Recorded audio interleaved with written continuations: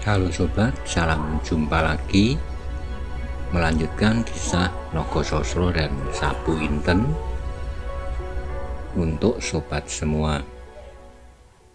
Kali ini dalam episode Memboyong Keris Pusaka. Selamat menikmati. Salam budaya. Ada sesuatu yang tidak beres. Hei, salah seorang dari kamu, bangunkan semua orang yang tidur, juga pengawal-pengawal gerbang, kata salah seorang di antara orang-orang itu kepada pengikutnya. Baik lurah, jawab salah satu di antaranya. Dan sejenak kemudian terdengar langkah seekor kuda menjauh. Sementara itu Gajah Suro dan Maiso Jenar beruntung dapat menyaksikan orang-orang berkuda itu dengan jelas. Yang berkuda paling depan adalah dua orang yang gagah tegap, meskipun badannya tidak begitu besar. Mukanya nampak panjang meruncing dan masing-masing menggenggam sebuah cemeti panjang. Mereka nampaknya hampir seperti dua orang kembar. Ketika Maiso Jenar sedang menduga-duga, terdengarlah Gajah Suro berbisik. Itulah sepasang uling dari Rawa Pening, yang di sebelah kanan itulah yang tua, yang disebut uling putih, sedang yang lain adalah uling kuning. Maiso Jenar mengangguk-anggukkan kepalanya. Itulah mereka yang bernama uling putih dan uling kuning. Kedatangan mereka sudah pasti untuk menuntut dendam akibat terbunuhnya salah seorang kepercayaannya. Sebentar kemudian datanglah beberapa orang berlari-lari ke arah gua itu pula. Mereka adalah anak buah Simorudro yang tertidur karena kekuatan sirep Gajah Suro.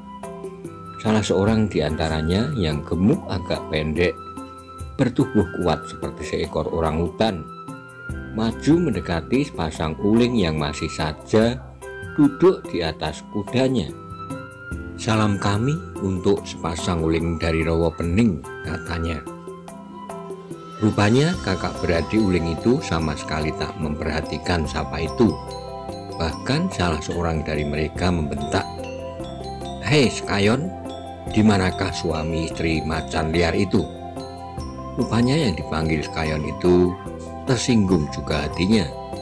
"Buat apa kau cari mereka?" jawabnya.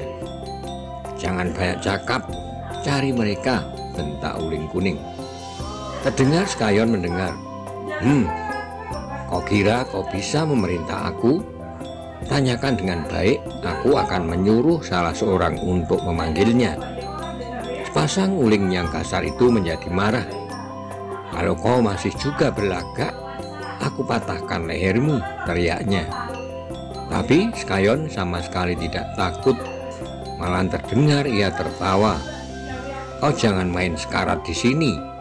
Katakan apa perlumu. Kalau suami istri Simorudro tidak ada, akulah yang harus menyelesaikan semua soal." Ternyata uling kuning hatinya lebih mudah terbakar daripada kakaknya. Hampir saja ia memutar cemetinya kalau uling putih tidak mencegahnya.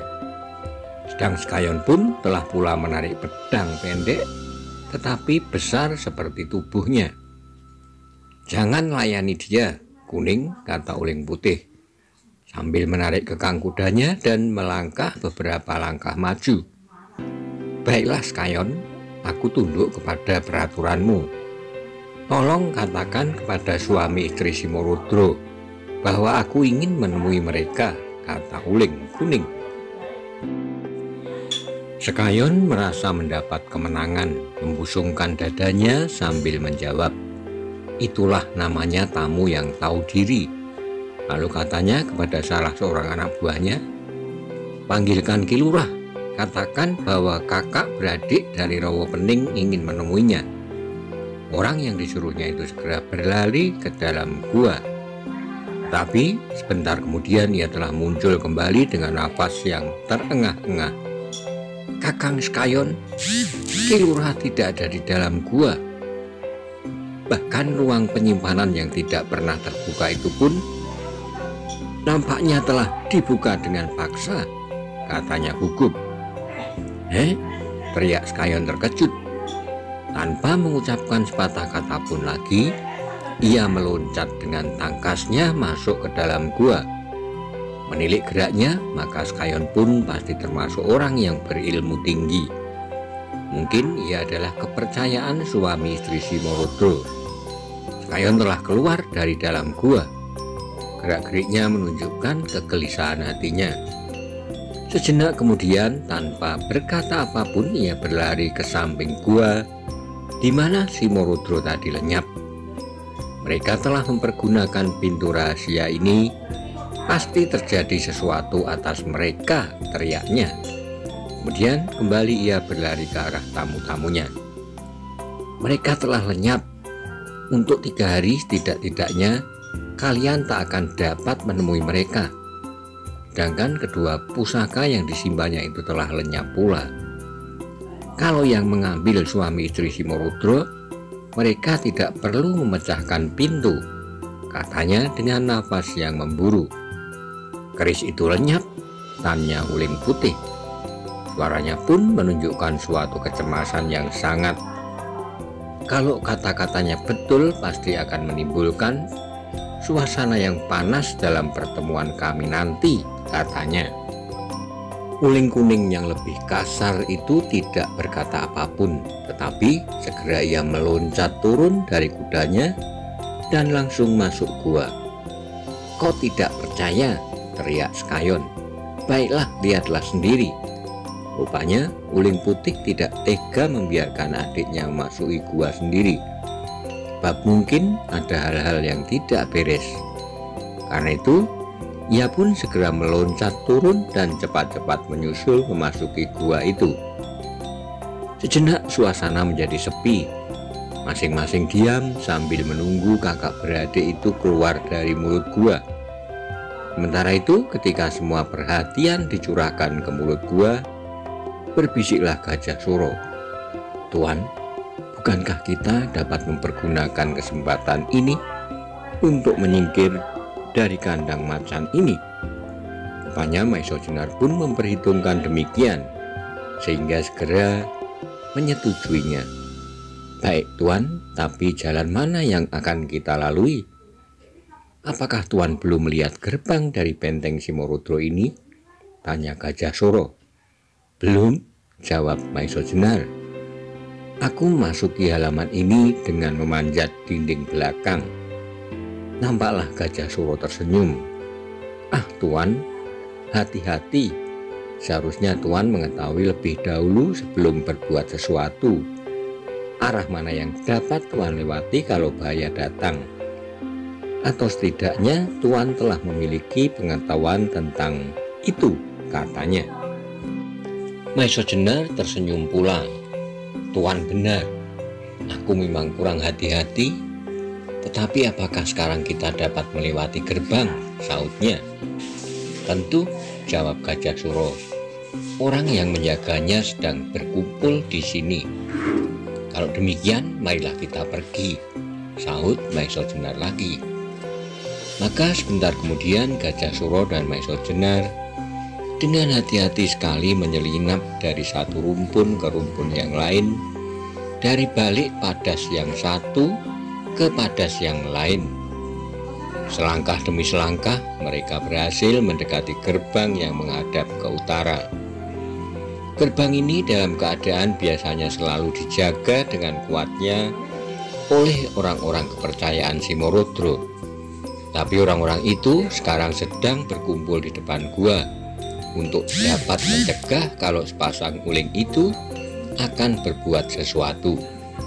Maka dengan tidak banyak mendapat kesulitan, Gajah Suro dan Maiso Jenar berhasil keluar melewati gerbang yang menganga tak terjaga. Setelah itu, setelah mereka berada di luar, segera mereka meloncat ke dalam semak-semak dan menjauhi benteng Simorodro itu dengan mengambil jalan menyusup rumpun-rumpun liar dan menjauhi jalan yang semestinya. Dengan keadaan tubuh mereka yang hampir remuk, mereka harus dengan hati-hati sekali menuruni tebing yang curam serta meloncati padas-padas yang rumpil. Untunglah bahwa mereka berdua mempunyai dasar kecekatan yang cukup, sehingga meskipun dengan susah payah pula, mereka dalam waktu singkat telah dapat mencapai dataran di sebelah bukit kecil itu. Tapi demikian, mereka merasa bahwa jalan yang akan mereka lalui tidak lagi sulit. Mereka mendengar lamat-lamat derap kuda yang keluar dari gerbang benteng Bukit Tidar, yang semakin lama terdengar semakin jauh. Rupanya sepasang uling dari Rawapening itu ketika sudah yakin bahwa suami istri Simorudro tak dapat mereka temui, serta sepasang keris itu tidak lagi berada di tangan mereka, mereka merasa bahwa tak ada gunanya lagi tinggal terlalu lama di Bukit Tidar.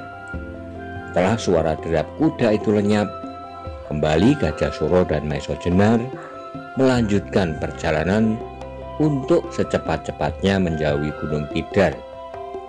Untuk menghilangkan jejak, mereka tidak langsung berjalan ke timur, tapi mula-mula mereka melingkar ke barat untuk selanjutnya membelok ke utara ke Banyu Biru. Di perjalanan ternyata bahwa Gajah Suro dan Maesa Jenar yang baru saja berkenalan itu menjadi begitu akrab, seolah-olah mereka telah berkenalan bertahun-tahun. Dalam banyak hal, mereka selalu bersamaan pendapat dan perhitungan. Setelah beberapa lama mereka berjalan, serta mereka sudah yakin bahwa orang-orang Simorudro tidak lagi dapat menemukan mereka, mereka merasa perlu untuk beristirahat, untuk menyegarkan tubuh mereka. Maka dicarilah tempat yang sesuai untuk sekedar melepaskan lelah. Tapi demikian mereka duduk bersandar di pepohonan karena lelah dan tegang yang dialaminya beberapa saat yang lalu.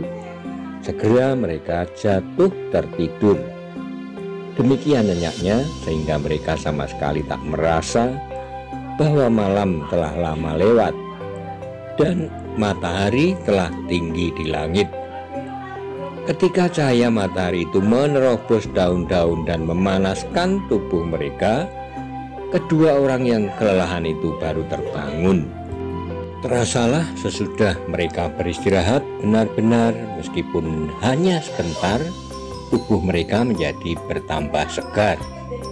Meskipun masih saja terang, agak kaku dan nyeri, namun mereka telah sanggup untuk berdiri tegak dan melangkah dengan tangkas berkat daya tahan tubuh mereka yang cukup kuat.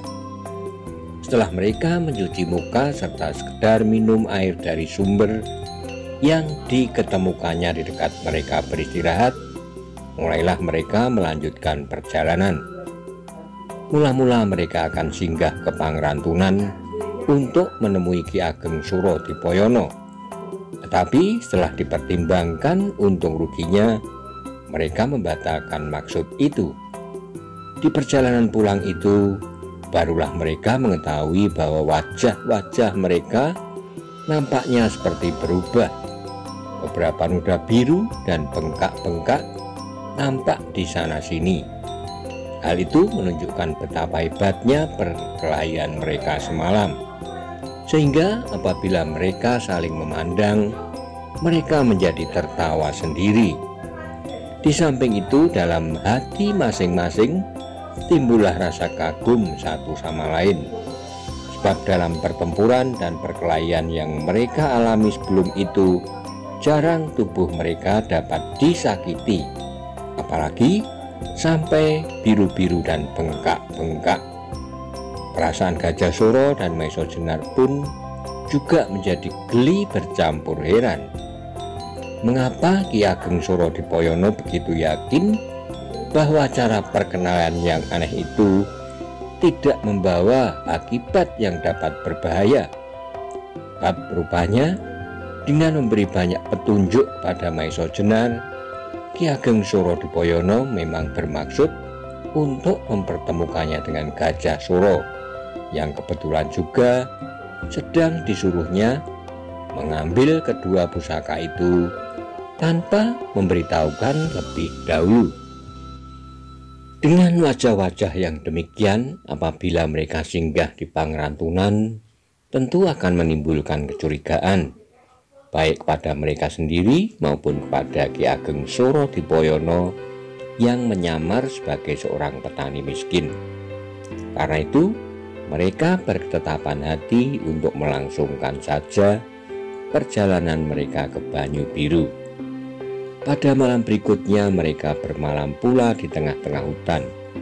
Sengaja mereka tidak menuruti jalan ke Berkuto karena mereka merasa bahwa barang-barang yang mereka bawa adalah bukan barang biasa yang apabila sampai diketahui orang akan dapat banyak menimbulkan kerepotan. Seperti juga malam kemarin, karena lelah dan mereka belum pulih seluruhnya, Gajah Suro dan Maiso Jenar demikian meletakkan tubuhnya, demikian mereka mendengkur nyenyak sekali. Tapi malam ini ternyata tidak setenteram malam kemarin. Belum lagi mereka melampaui tengah malam, mendadak terasa tubuh mereka dikenai sesuatu. Gajah Suro dan Maiso Jenar adalah orang-orang yang pernah mengalami latihan jasmaniah maupun kesiagaan batin. Maka demikian tubuh mereka kena sentuhan yang tidak wajar. Demikian mereka meloncat berdiri dan dalam sekejap mereka telah bersiaga. Tepat pada saatnya terdengarlah gemerisik dedaunan di samping mereka, dan dengan suatu auman yang dahsyat meloncatlah seekor harimau hitam yang besarnya bukan kepalang menerkam Maiso Jenar. Untunglah bahwa tubuh Maiso Jenar telah agak terasa baik, sehingga dengan menjatuhkan dirinya ia bebas dari terkaman harimau hitam itu. Bahkan tiba-tiba ia menjadi marah sekali atas gangguan yang mendadak datangnya. Karena itu ia tidak menanti lebih lama lagi. Saat itu pula segera ia mengatur jalan pernafasan menurut ajaran gurunya, menyilangkan tangan kirinya di muka dada serta mengangkat tangan kanannya. Satu kakinya ditekuk ke depan dan dengan menggeram penuh kemarahan ia meloncat ke arah harimau yang baru saja menjejakkan kakinya ke atas tanah itu, berbareng dengan mengayunkan pukulan Sosrobilowo. Tetapi ketika tangannya sudah hampir menyentuh tubuh harimau itu, tiba-tiba dengan gerakan aneh harimau itu berguling-guling tangkas sekali, sehingga pukulan Maiso Jenar yang dilambari kekuatan ilmu Sosrobilowo itu tidak mengenai sasarannya. Dengan demikian ia terseret oleh kekuatannya sendiri, sehingga hampir saja ia kehilangan keseimbangan. Untunglah bahwa dengan cepat Maiso Jenar dapat menguasai dirinya kembali, sehingga ia tidak jatuh tertelungkup. Tapi pada saat yang demikian, pada saat di mana Maiso Jenar masih belum dapat menguasai keseimbangan sepenuhnya, harimau itu telah siap merubek-rubeknya. Untunglah bahwa kawan seperjalanannya bukan pula orang kebanyakan. Ia menyaksikan kegagalan Maiso Jenar dengan penuh keheranan, heran atas sikap seekor harimau yang dengan tangkas dapat membebaskan dirinya dari pukulan maut Maiso Jenar. Bahkan harimau itu telah siap pula untuk menerkamnya.